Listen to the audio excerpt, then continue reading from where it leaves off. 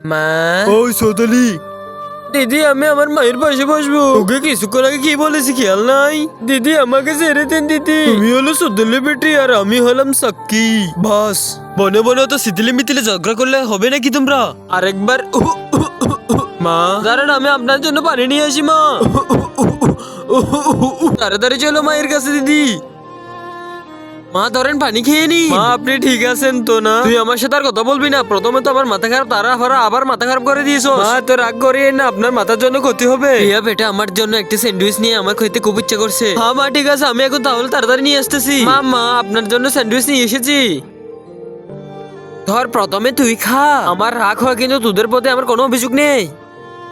চলো এবার আমরা দুজনেই খাই। তুমি মা এই স্যান্ডউইচ খেয়ে ফেলেছো কেন? রিয়া তো পুরাই পাগল হয়ে গিয়েছে মনে হচ্ছে। আমার আর স্যান্ডউইচ খাওয়া হবে না।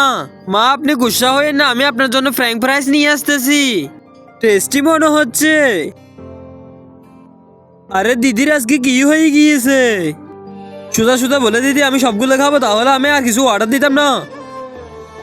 রিয়া দিদি আপনার কি হয়েছে বলুন না প্লিজ। ওনাকে তুমি কিছু খেতে দিলে না কেন? আর আগে দেখবো কারা শয়তানকে হারিয়ে মা বাবাকে ভালোবাসে। যারা মা বাবাকে ভালোবাসে তারা ভিডিওতে একটি লাইক করে চ্যানেলটাকে সাবস্ক্রাইব করে দিবে। আর যারা শয়তানকে ভালোবাসে তারা লাইক সাবস্ক্রাইব করতে হবে না। আর কমেন্টে শেষে আই লাভ ইউ বাবা মা লিখে যাবে।